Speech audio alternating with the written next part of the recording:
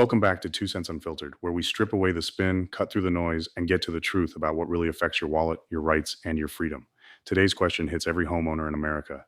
Should states eliminate property tax? Is property tax a fair way to fund local government, or is it nothing more than a rental fee you pay for life on property you thought you owned? Stick with me as we unpack the history, the economics, the politics, and yes, the morality of property taxes in America.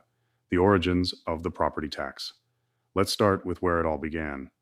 Property tax is one of the oldest forms of taxation in history, dating back thousands of years to feudal systems where peasants paid the king for the right to use land.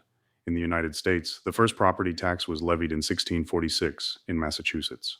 Back then, property, mostly land, represented almost all wealth.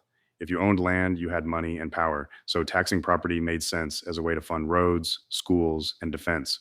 But fast forward 400 years, and the landscape is very different. Wealth today isn't just land, it's stocks, intellectual property, digital assets, and corporate earnings. Yet the average American homeowner is still paying a medieval style tax on their house every single year, forever. So the question is, if I worked my whole life, paid off my mortgage, and finally own my home, why am I still paying the government rent? The rental tax argument. Let's talk about that term, rental tax. If you stop paying property tax, what happens? The county seizes your property, they sell it.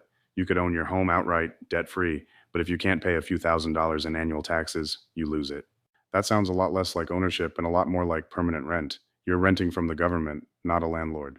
Now, some will argue, but that money funds your schools, police, and fire department. Sure, that's true. But why must ownership of your property be conditional on paying the government every year? Imagine if we applied that logic to other rights. You own your car. Should you pay a yearly car tax or lose it? You buy a firearm. Should you pay a yearly tax to keep it or risk confiscation? The very idea of property ownership is that it's yours, not a conditional privilege granted by the state property tax. In essence, turns ownership into a long term lease. The case for keeping property tax now, let's be fair and look at the pros, because this show is called 2 Cents Unfiltered, not 1 cent screaming match. Property tax has three main advantages. 1. Stable revenue. Unlike sales or income taxes, property values don't fluctuate wildly with the economy. That means local governments can count on consistent funding. 2. Local control. Property taxes fund local needs. Schools, fire departments, parks. The money generally stays in your community. 3. Incentive for productive land use. In theory, property tax encourages landowners not to sit on vacant land. They either develop it or sell it. And let's be honest, your city, county, and schools need money from somewhere. If not property tax, then what replaces it? Sales tax? That's regressive. Income tax? Some states already have both, and people still complain. A land use fee? That's basically another property tax with a new label. So, eliminating property tax might sound good, politically, but could it destabilize local budgets and force governments to rely on more volatile, unfair taxes? The case for eliminating it. Now let's flip the coin. Here's why many Americans and some economists say it's time to abolish property tax altogether. First, it violates the principle of ownership. You cannot truly own property if it can be taken away for non payment of taxes. Second, it disproportionately hurts retirees and low income homeowners. Imagine being 70 years old, living on a fixed income, and suddenly your property value skyrockets because developers move in nearby. Your taxes go up, not because you did anything, but because your neighborhood became hot. That's taxation by circumstance, not by income. Third, it discourages home ownership and intergenerational wealth. The American dream is about owning your home outright, passing it to your children, but when property taxes rise faster than wages, families are forced to sell or take loans just to keep their homes. Fourth, it distorts the housing market. High property taxes can reduce home values, hurt small landlords, and drive people to rent instead of own. So, yes, the property tax system is outdated, unfair, and morally questionable. Alternatives and experiments. Let's talk solutions, because complaining without solutions is politics, not policy. Some states have explored alternatives to property tax. Alaska funds much of its government with oil revenues. Florida and Texas have no state income tax, but high property taxes to compensate. New Hampshire and Tennessee rely heavily on other sources like business taxes and consumption taxes.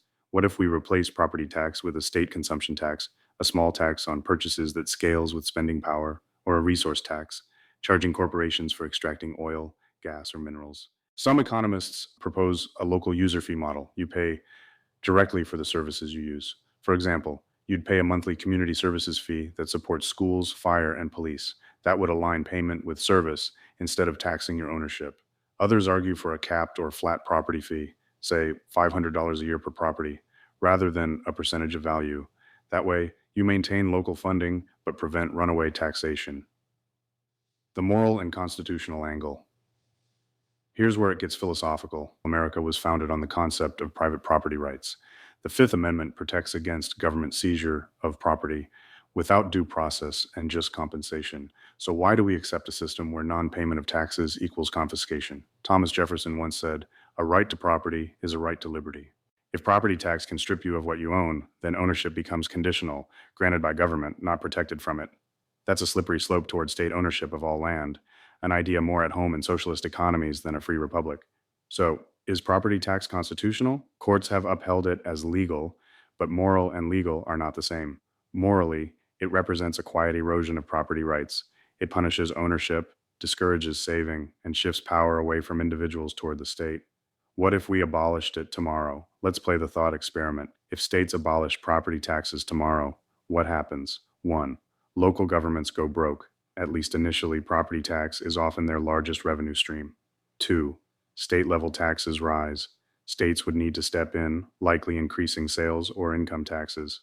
3. Short term chaos, long term clarity. Over time, states would find new revenue models, possibly more transparent ones. 4. Home ownership booms. Without yearly taxes, mortgages become more affordable, retirees stay in their homes, and the wealth gap shrinks. It wouldn't be easy, but neither was creating the income tax in 1913. Every major tax reform in American history started with people asking, "Is this fair?" Here's the truth. Property tax sits at the intersection of fairness, freedom, and government dependency. On one hand, it funds essential local services. On the other, it quietly undermines the idea of true ownership. If you can lose your home for not paying a tax, you never truly own it. You're renting from the state for the rest of your life. So maybe the real question isn't, should we eliminate property tax? Maybe it's, should we redefine ownership itself? If we want to live in a truly free country, we need tax systems that reward, not punish, those who invest, save, and build. That's my 2 cents, unfiltered. If you enjoyed today's episode, hit that follow button, share this podcast with a friend, and join the discussion online. Let me know what you think. Should states eliminate property tax, or do we need it to keep local communities alive? Until next time, stay sharp, stay free, and stay unfiltered.